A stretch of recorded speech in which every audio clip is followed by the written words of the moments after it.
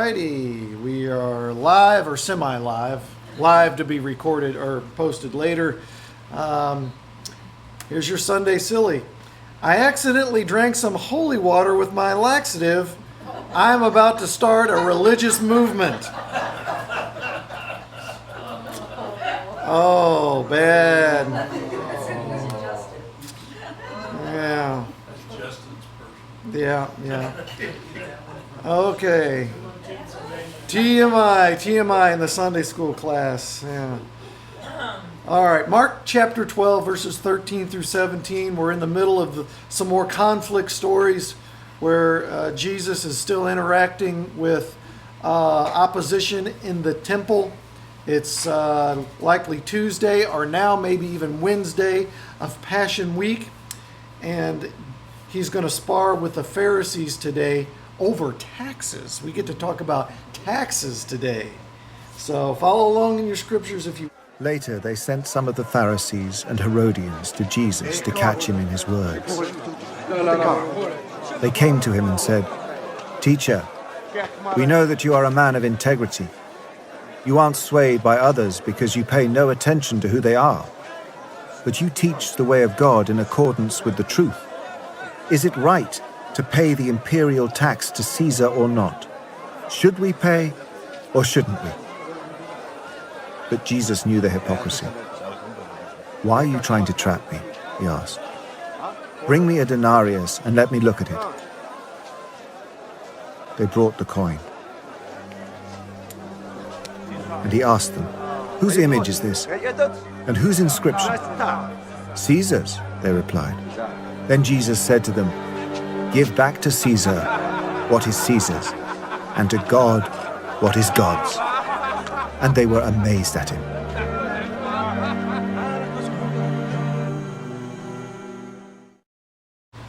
Thwarted again. Ha ha ha. All right, our main idea today. People may try to discredit the claims of Christ, but the wisdom of God will prevail. Amen. People may try to discredit the claims of Christ, but the wisdom of God will prevail. The Sanhedrin send another delegation to Jesus in order to trap him in some aspect of speech or teaching. They want to discredit Jesus. Jesus, however, sees through their hypocrisy, and he turns the tables on them, exposing their false motives. In the meantime, we receive some valid instruction on the Christian's role in government involvement and paying taxes. So, simultaneously, two things going on here. They're trying to entrap Jesus again, and yet even the topic that they bring up is something that we can learn more about and grow from in Jesus' response. So we're going to begin in verse 13, Mark chapter 12, verse 13, where it says, "And they sent to him some of the Pharisees and some of the Herodians to trap him in his talk." To trap him in his talk. So they are the members of the Sanhedrin. Primarily the high priests, the leading priesthood, the elders, these religious authorities. They send another group of antagonists to dialogue with Jesus. Really not dialogue, but they want to trap him. They want to find some way to discredit him with the people so that his reputation falls dramatically and that they can arrest him without any complications. Now, these Pharisees and the Herodians are strange bedfellows, as the phrase goes. Under normal circumstances, they have polarized priorities and worldviews. Pharisees are committed to traditional Hebrew culture, the law, the Old Testament, the ways of God, the laws, particularly the laws of God. And really, they're invested in Israel as restoring Israel. They truly want Israel restored.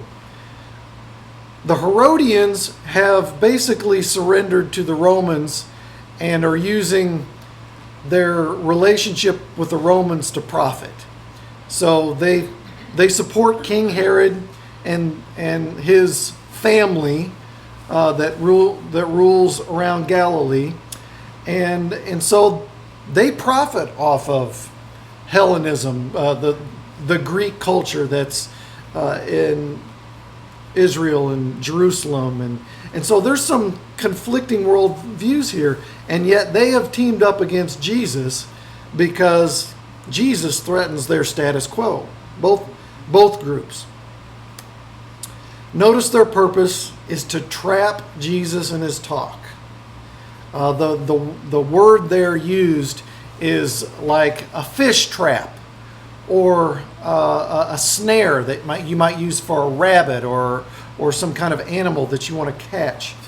In order to arrest Jesus, they need to discredit him somehow in the eyes of the people because they're afraid of the people. They're afraid that if they arrest him now, there will be some kind of uprising or riot, and they want to avoid that, especially during the Passover time. Any questions about verse 13? Before we go, keep going. Okay, verse 14, first part of it. And they came and said to him, "Teacher, we know that you are true and do not care about anyone's opinion, for you are not swayed by appearances, but teach the true way of God." Now you can tell by my voice, this is an obviously poor attempt at flattery to take Jesus off guard. They're not sincere here. They're not sincere at all. But if they truly meant what they had just said, they would know that Jesus wouldn't be fooled by it. I mean, think about that. If Jesus is exactly who he said, or they said he was, he would see through this. They're just not very sharp here. Even though they are insincere, come on in. It's okay. Camera's on me, so you're not bugging everybody. Yeah. So even though they are insincere, that was Gene. Okay.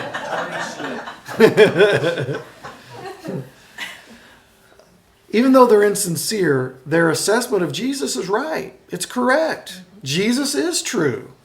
He doesn't really care about public opinion or appearances.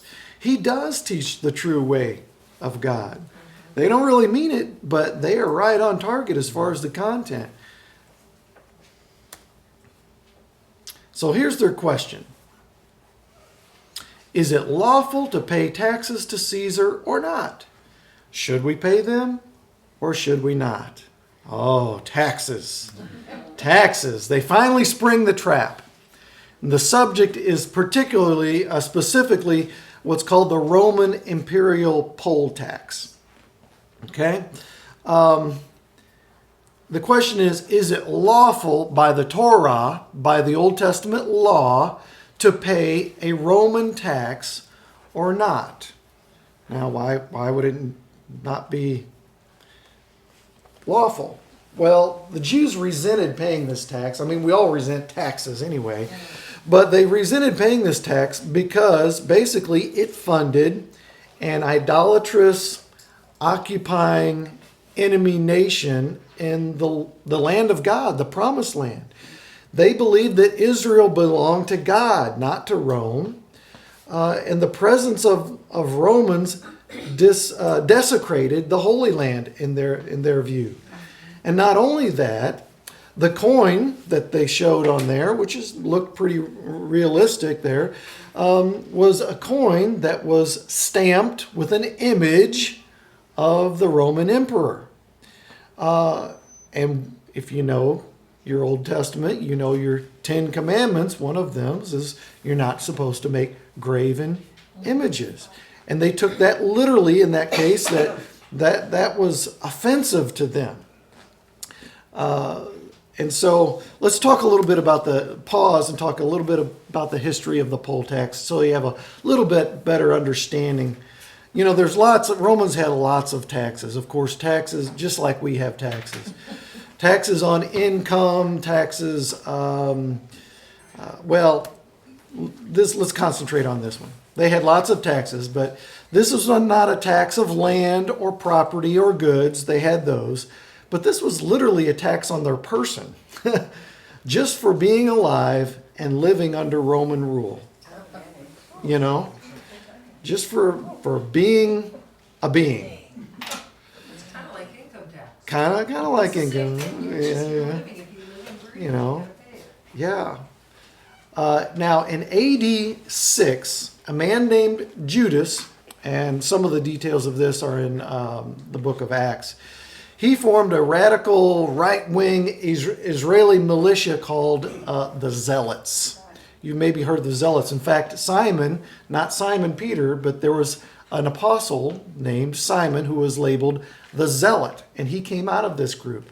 They were basically your right-wing deplorables, but they were militant. In fact, they were called daggermen because they had daggers under their clothing and would sometimes commit murders of influential people in order to try to reestablish their Israeli nation. So Judas's zealots led a revolt in Galilee, and it was over the poll tax. And I can't remember how many of them, several hundred, maybe 1,000, I can't remember. But they were killed. The Romans easily overpowered them. Thank you. That's the word I stumbled over. Nevertheless, resentment remained. In fact, it may have grown over that situation. They became martyrs, if you will. And so true-blooded Israelis, if you will, kind of saw them as martyred heroes. And so even though Judas's uprising was quickly overcome, Jewish resentment over Roman taxation festered in the last 3 decades. It was a yearly tax, and this was a yearly reminder that Rome owned Israel. Just for being alive, you had to pay this tax. Now, it wasn't that much, but it was more ideological, political than it was actually the cost of it.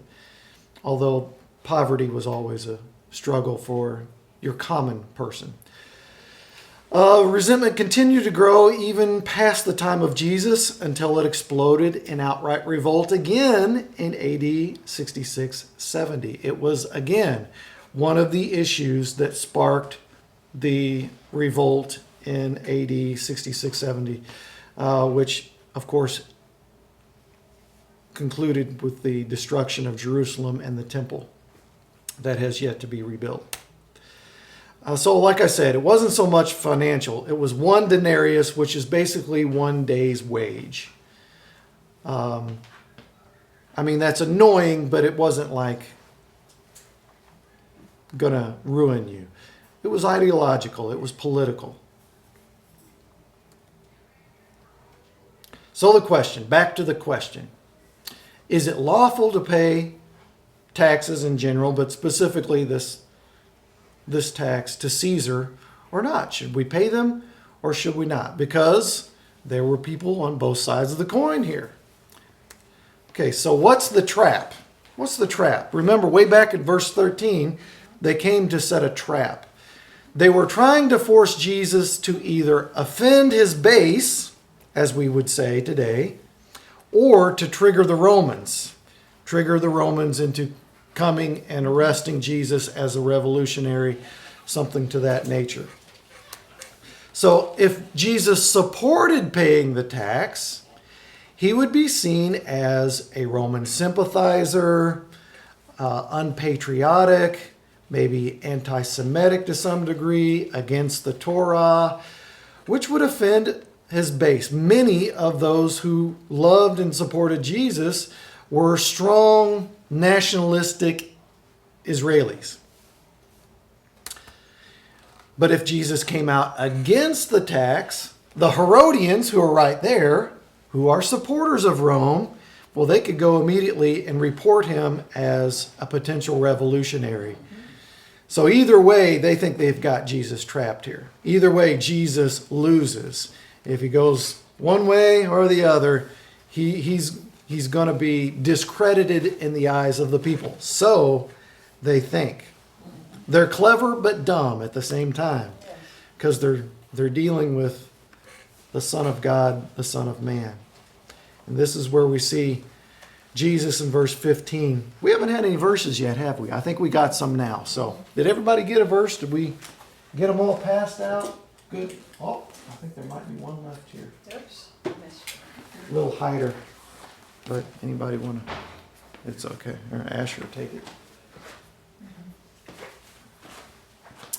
Okay. But knowing their hypocrisy, and remember, hypocrisy came from the Greek drama culture where the actors would change masks. They had multiple characters with one actor, and so they would just step off stage and change a mask real quick. So that's where that idea comes from. He said to them, "Why put me to the test? Bring me a denarius," that's the coin that was used to pay the tax, "and let me look at it."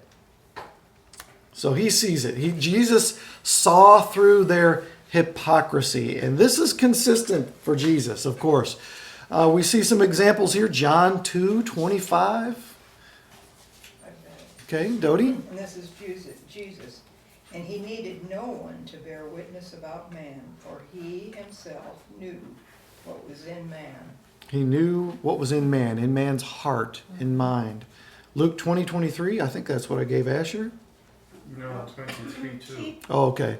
Who was that then? Keeping a close watch on him, they sent spies who pretended to be honest. They hoped to catch Jesus in something he said so that they might hand him over to the power and authority of the governor.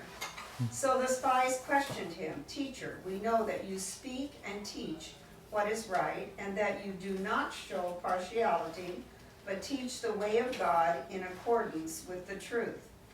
Is it right for us to pay taxes to Caesar or not?" He saw through their duplicity and said to them, "Show me a denarius whose portrait and inscription are on it." Okay, so Luke gives us a little bit more detail there. And I like that version, that rendering. He saw through their duplicity. Matthew 22:18.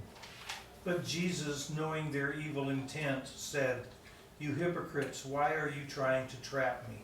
Okay, evil intent. That's Matthew's rendering. So that gives us a word picture of what's going on. So he immediately calls out their false motives. That's how I put it, false motives. That phrase, by the way, "put me to the test," should sound kind of familiar. You're not supposed to put God to the test. Deuteronomy 6:16. Do not put the Lord your God to the test as you did at Massa. Yeah, do not put the Lord your God to the test.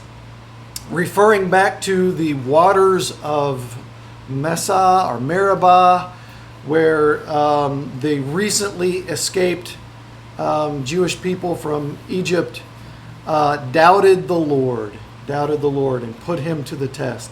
Of course, then we have, this occurs lots of times in the scriptures.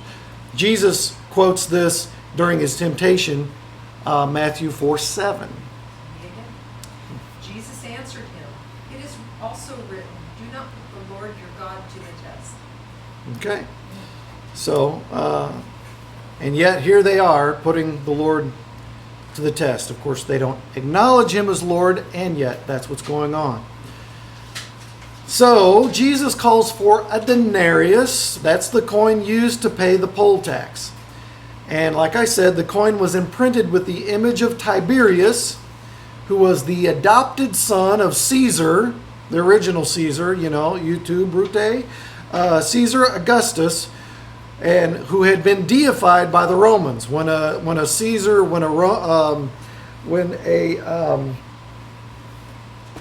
emperor passed on, they believed he became a god of sorts. A man god, but still a god. And so they saw this as basically miniature idols. You're carrying around with you miniature idols. Give me the coin. Jesus calls for the coin. And it says, and they brought one. Verse 16. And he said to them, whose likeness and inscription is this? They said to him, Caesar's. So, reading a little bit between the lines here, but I think it's legitimate. There's no indication that it took them long to find one. Notice that Jesus didn't have one on him. I mean, he could have just pulled one out himself. But it's the Pharisees or the Herodians that had one on it. By carrying the coin on themselves, Jesus' opponents were already acknowledging the legitimacy of paying the tax. They already had it on there. Well, now, what's Luke 23:2 say? And they began to accuse him, saying, We found this man misleading our nation, and forbidding us to give tribute to Caesar, and saying that he himself is Christ, a king. Okay, so that's during Jesus' interrogation before the Sanhedrin. They come back to this issue and throw Jesus under the bus. But they're either lying or they misunderstood him, because he did neither of what they said. But they're using this issue to try to discredit Jesus. They're hypocrites asking an insincere question on a hot button topic to make Jesus look bad. Does that sound familiar at all? Does that happen in our culture at all? Hypocrites asking insincere questions on a hot button topic to make people look bad. I mean, is that not 90% of the media when they do? Yeah. So there's nothing new under the sun. So the coin, this is interesting, a little detail that I didn't think about just casually reading over it. The coin bears the likeness and the inscription or the image of Caesar upon it. Just like our coins have presidents on it, it had the image of Caesar on it. We'll come back to that. Yes? Just curious as to whether these coins had actual numismatic value, or were they just hot metal symbols like we have now? What numismatic value? What do you mean? Whether they were really metals, gold, I bet they were. I bet they were too. I bet they were probably some mixture of silver or copper, Now we have some kind of alloy that they've put together. They had some value. you have one today at quite good value. Yeah, yeah. Oh boy. So, now, obviously, Jesus already knows this. He knows whose inscription is on it. He knows whose face is on it. He's asking the question as a counterattack. This is the no spin zone. Reverse, draw four, Pharisees. You know, for those of you who play Uno occasionally, this is the counterattack that Jesus brings. He springs the trap back on them, and they cannot see any way that Jesus can get out of this snare. So they answer the question without hesitation. They say, well, it's Caesar's. They fall right into his counter trap. And Jesus said to them then, render or give to Caesar, or give back, that's what it means actually. It has to do with owing. Render to Caesar the things that are Caesar's, that you owe Caesar, and to God the things that are God's. And of course, they marveled at him. So Jesus said that since the coin bears Caesar's name and image, it belongs to Caesar. Give Caesar his due. Give the Roman government their due. However, our human obligation doesn't stop with obeying governmental authority. We must give God what is due to God. Two sides of the same coin, pun intended. Why? Look at this thought. Because we are stamped with his image. So the coin is stamped with Caesar's image. Give it back to God. We are stamped with the image of God. We belong to God. Give ourselves back to God. Genesis 1:26 through 27. Then God said, let us make man in our image, after our likeness, and let them have dominion over the fish in the sea, and over the birds in the heavens, and over the livestock, and over all the earth, and over every creeping thing that creeps on the earth. Amen. So God created man in his own image. In his own image. In the image of God he created him, Mhm. male and female. What was that? Male and female. Male Yeah, and we female. don't know the It's He true. created. Okay, there's just, okay. In his image. No it's in between. Oh, this video is going to get blocked. With this reply, Jesus left his opponents speechless, or rather, they left Jesus speechless. Pretty cool stuff. Pretty cool stuff. Did you ever think there would be a time when we'd have that conversation we just had? Oh my It's goodness. just weird. It's just weird. It is. It is. It is a strange, new, bizarre world out there. All right, any questions before we go into some applications here? Hope to have a little bit more dialogue and scripture reading from the application time. Yes, sir. I like, well, the movie kind of jazzed it up a little. Yeah. Flips the coin. Yeah. And then he asked the coin from the Pharisees and then instead of giving it back, he gave it to the woman. Yeah. The little young man. Yeah. They did ham it up a little bit. Yeah. What do you think of the new quarter, where they have a face? I've read that the face is turned against In God We Trust. The new quarter? I didn't know if that's legitimate or if that's a Facebook thing. You saw one. I don't even look at that. Wow. Yep. Quarters facing away from the gods. Oh yeah, they changed it. Yep. Pretty soon it may be off of there altogether. Instead of Wow. taking it off of the coin. Yeah. Yeah, they probably will. Symbolically Yeah. turned from it. Yeah. All right, here's one good application. Give to government what government is due. That's legitimate. We are Christians, and Christians aren't anarchists. There have been times where we have participated in rebellions, if you will. And there is such a thing as a just war. That's a whole nother argument, but give to government what is due government.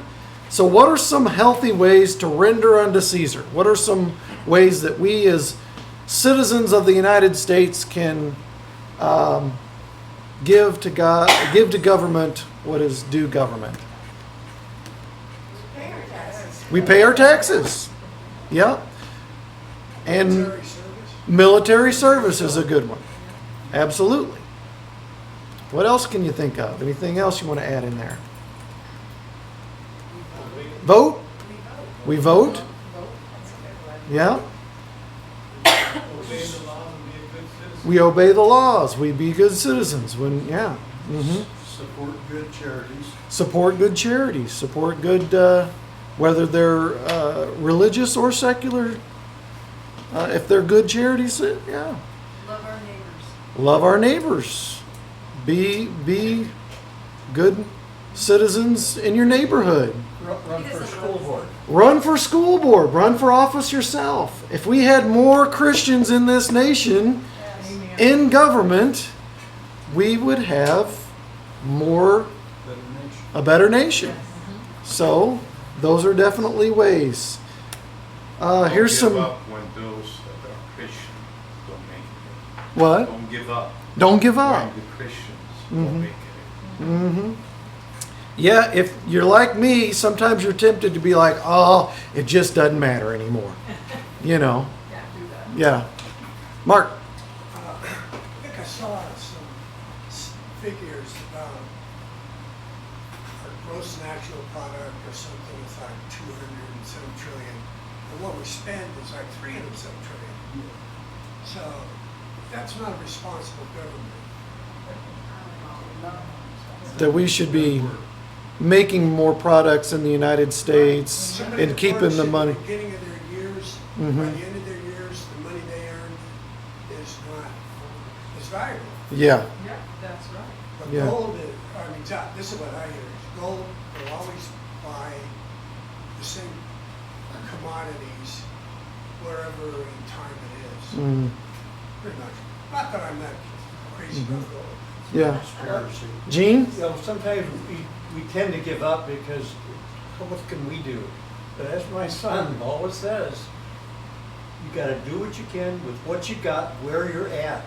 You can't do something that's beyond your ken, but there's so much you can do as individuals right where you're at. What's the phrase? All it takes for evil to prevail is good men to do nothing. Correct. So do something. Maria? Support the police.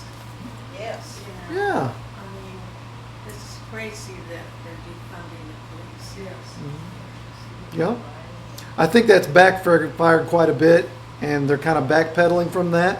But we certainly need to support our police, our first responders, but especially our police, because they got a bad rap, and it's ugly that, Sounds like it'll be tested again in Portland. yes, yes. Okay, so let's read some scripture here that confirms that. Romans 13, 1 through 7, Paul talks about. Everyone must submit himself to the governing authorities, for there is no authority except that which God has established. The authorities that exist have been established by God. Consequently, he who rebels against the authority is rebelling against what God has instituted. And those who do so will bring judgment on themselves. For rulers hold no terror for those who do right, but for those who do wrong. Do you want to be free from fear, one in authority? Then do what is right, and he will commend you. For he is God's servant to do you good. But if you do wrong, be afraid, for he does not bear the sword for nothing. He is God's servant, an agent of wrath, to bring punishment on the wrongdoer. Therefore, it is necessary to submit to the authorities, not only because of possible punishment, but also because of consequence. This is also why you pay taxes, for the authorities are God's servants who give their full time to governing. Give everyone what you owe him. If you owe taxes, pay taxes. If revenue, then revenue. If respect, then respect. If honor, then honor. Excellent. So, yeah, we'll go ahead, Dale. Just a question. Mm-hmm. First thing comes to my mind is when the government comes to my door and asks for my gun, what am I supposed to do? Well, you're skipping ahead. We'll come back to that, but Governments that were horrible regimes. yeah. So how do we wrestle with that? There's some horrible regimes. Now, generally speaking, some kind of government and authority is better than absolute chaos. Throughout history, that has been true, we've been blessed for the most part to live under a pretty good government up till now for the most part. Generally speaking, we see taxes go to, eventually roads, improvement, military that defends us. You can tell some of my ignorance. But we get frustrated about when we see taxes go to, illegal immigrants and abortion thing. Yeah, and at what point do you decide to resist your government and face the consequences out of a holy passive resistance. And then You know, going against the scripture, though, yeah. we're being tested. So there are some times we'll see in just a moment. Let's read 1 Peter 2, 13 to 17. Therefore submit yourselves to every ordinance of man for the Lord's sake, whether to the king as supreme, or to governors, or to those who are sent by him for the punishment of evildoers, and for the praise of those who do good. For this is the will of God, that by doing good you may put to silence the ignorance of foolish men. As free, yet not using your liberty as a cloak for vice, but as bondservants of God. Honor all people. Love the brotherhood. Fear God. Honor the king. Okay. So, as best as we can, according to Scripture, according to our Christian conscience, we need to obey the law. We can participate. We're free to participate in government. Do the best we can with what we got, right? Now let's look at the flip side of the coin, and then we'll come back to Dale's dilemma. Second aspect of that is give to God what is due to God. Obviously, that's pretty simple. Mark 12, 29 through 30. The most important one, answered Jesus, is this. Hear, O Israel, the Lord our God, the Lord is one. Love the Lord your God with all your heart and with all your soul and with all your mind and with all your strength. So that's when we're stamped with God's image. We give ourselves back to God. We devote ourselves to Him. But there's more than that. Matthew 4:10. Then Jesus said to him, Away with you, Satan, for it is written, You shall worship the Lord your God, and him only you shall serve. Okay. So we worship only God. We serve only the Lord as God. Malachi 3. I knew we were going to get to this one. Will man rob God? Yet you are robbing me. But you say, how have we robbed you? In your tithes and contributions. You are cursed with a curse, for you are robbing me, the whole nations of you. Okay, so at that time in the history of Israel, the Jews were not being faithful to pay their tithes and offerings. Now remember, they were in a special circumstance, different from ours, and yet we still use a similar mindset as we think about giving to the church. Their circumstance was they were in a true theocracy where the government and religion was blended, so that their tithes and offerings functioned as a tax. And it wasn't just 10%. Annually, it ended up being about 23.5%. And that went for the temple and the priesthood, the Levites, all of that. And they weren't doing it. And so it was not only were roads being, not being maintained and walls not being maintained, but not the whole spiritual foundation was not being maintained because the priesthood didn't have any money. And the temple wasn't poorly maintained. God was saying, you're robbing me. This is not, and you're really robbing yourselves. So that's the context of that. We need to give to God what God is due. And the Lord puts that on your own heart as you proceed. Some of us hover around that 10% range. Some of us give more. I don't want to launch into a whole tithing thing, but that it is a priority. It should be a high priority for believers. And I have seen it time and time again. Like Pastor says, you can't outgive God. You give God what is due Him, and He will meet your needs and abundantly more. Now, when government and God are in conflict, obey God. Obey the government as much as you can, but when they come into conflict, you are free to obey God. And there's scripture that supports this. Acts 5, 28, 29. Dodie. This is the high priest saying, "We strictly charge you not to teach in this name. Yet here you have filled Jerusalem with your teaching, and you intend to bring this man's blood upon us." But Peter and the apostles answered, "We must obey God rather than men." Yeah, very simple. Is that saying that's the answer to my dilemma? Well, that is the answer to, that is a general principle. Now, how you apply that is a little bit more challenging. But you can look at from the scriptures. Let's look at Daniel and maybe think of some other examples in the scriptures. Daniel 3:16 through 18. Shadrach, Meshach, and Abednego replied to the king, "O Nebuchadnezzar, we do not need to defend ourselves before you in this matter. If we are thrown into the blazing furnace, the God we serve is able to save us from it, and he will rescue us from your hand, O king.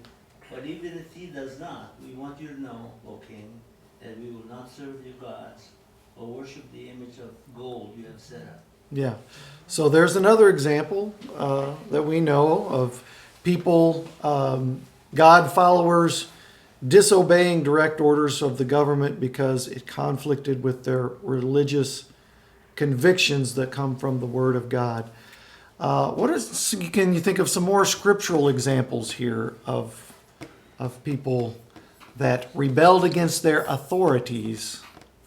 I can think of one. Go ahead, Larry. Rahab hid the spies and lied. There's a moral dilemma for you from the scriptures. Yeah. Then the midwives, the Hebrew midwives. The Hebrew midwives disobeyed Pharaoh's command to preserve life of innocent baby children. Does that sound relevant today? Yeah, that's a good one. So my daughter's a teacher Mhm. down in Vegas, and she said, "Mom, I can't believe how expensive food is." And she said, "Do you know what the other teachers are doing?" And I said, "No, what are they doing?" She said, "Well, they buy food stamps from people who get food stamps." I said, "How does that work?" Well, the people who get free food sell their food stamps for cash. So they can So they can buy liquor, drugs, whatever, Yeah. go to Disneyland. Yeah. And it's less if you buy the food stamps than if you go to the store and buy. I thought, she said, "What should I do?" There's always some way around it. So, I mean, if it, So frustrating. yeah, there you go, plant a garden. yeah. So, it was like, wow, that is sick.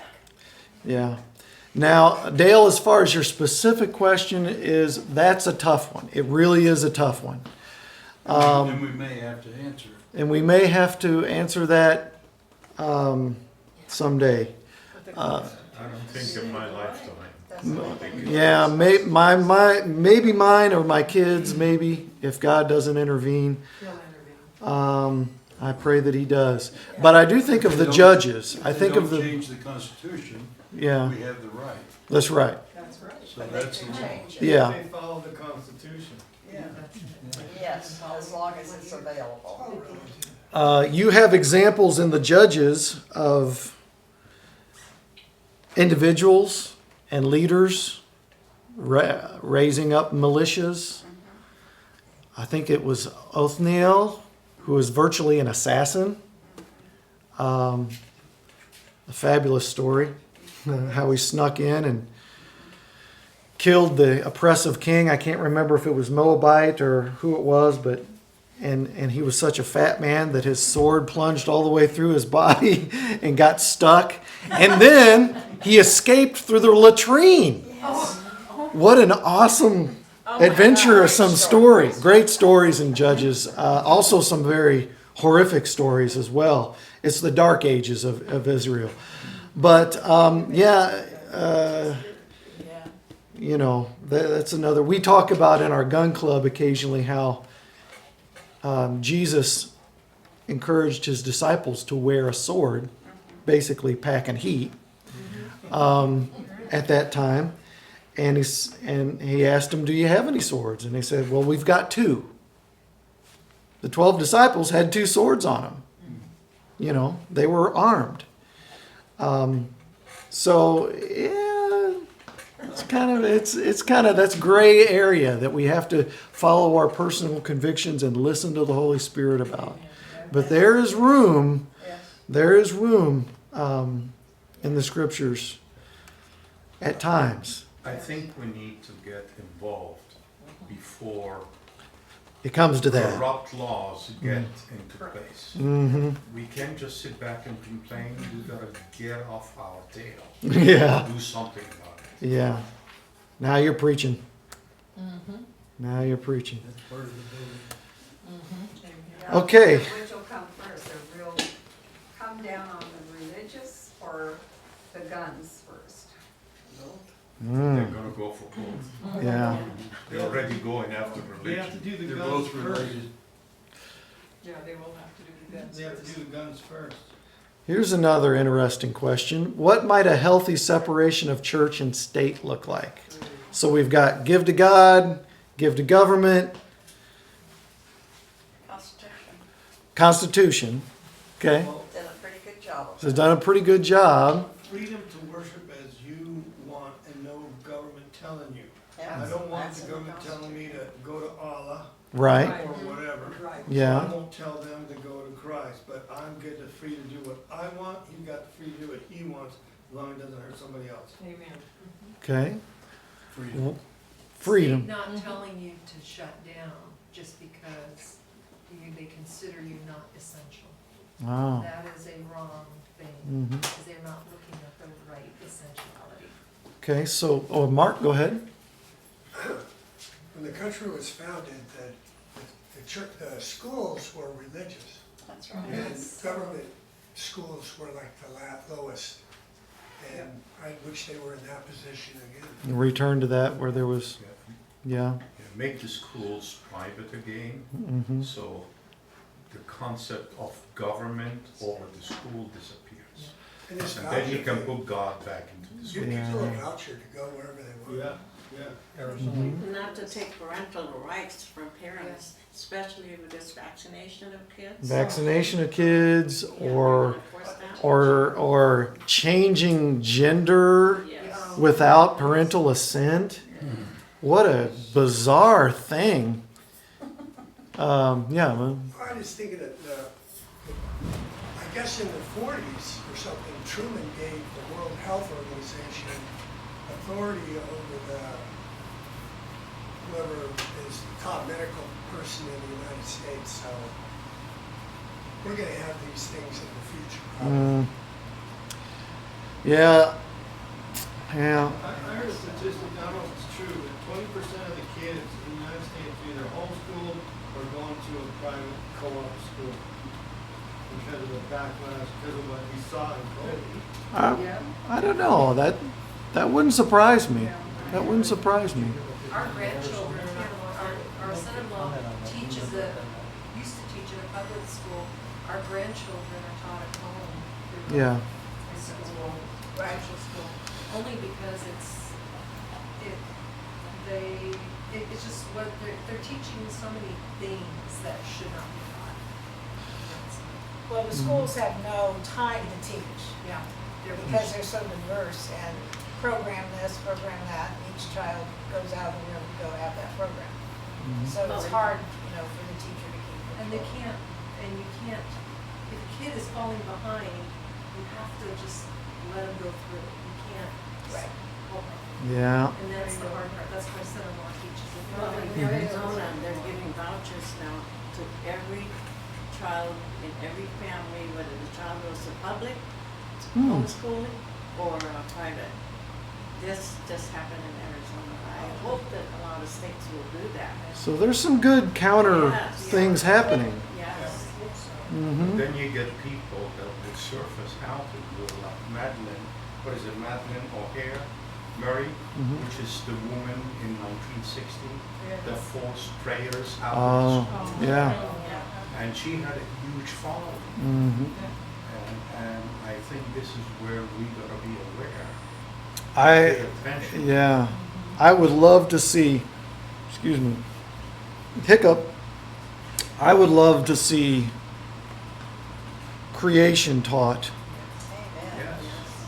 Teach it alongside evolution and let them choose for themselves which makes more sense. You know, this is what... Evolution is fine, but God created evolution. But you know what's really funny is I didn't grow up in the church. Yeah. Growing up, and they taught evolution, and I could not grasp that. I could not grasp that concept of social science. I couldn't do it. Mm-hmm. Because it didn't make sense to me. Yeah. And I wasn't even a Christian at the time. Yeah. So I think it's unfair for them to force that on somebody because it really doesn't, sometimes there's an innate sense in the young person. Yeah. All right, some good thoughts here. Good thoughts working through that. I think I got one more left here. Oh, very simply, don't be fooled by flattery. As simple as that sounds, man, is it easy. Some people will say sweet things to sway you to their influence, and I've experienced it from a pastoral perspective. Not much here, thankfully. Most people here, I believe, are genuinely sincere, whether honest,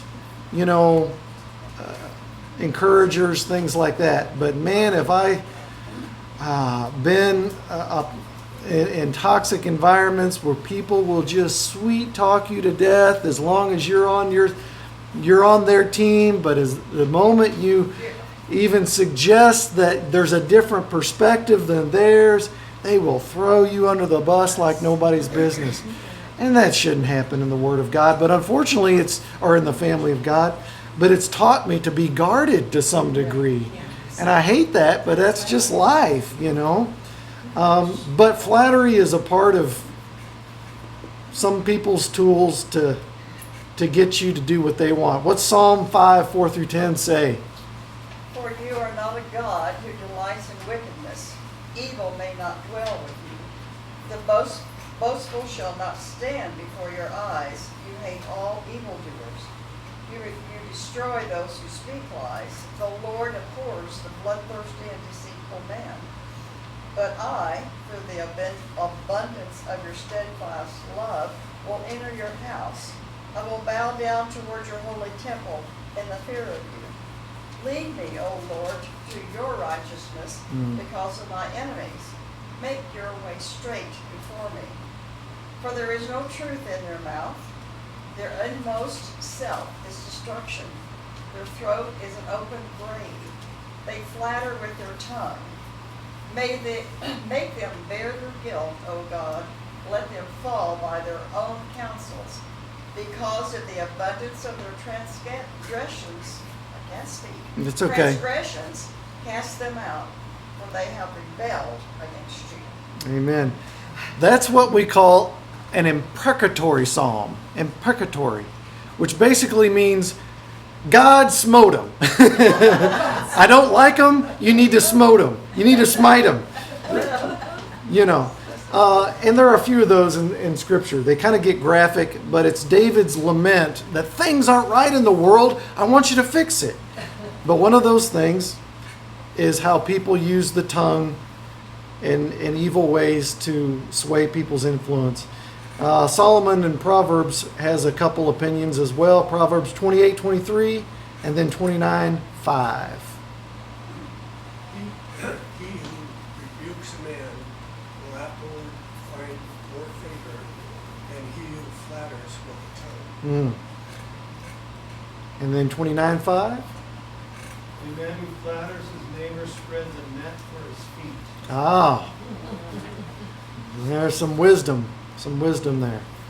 So be careful of it yourself and don't participate in it yourself. We need to be people of integrity, honesty. So when my wife flatters me at all, honey, would you do that?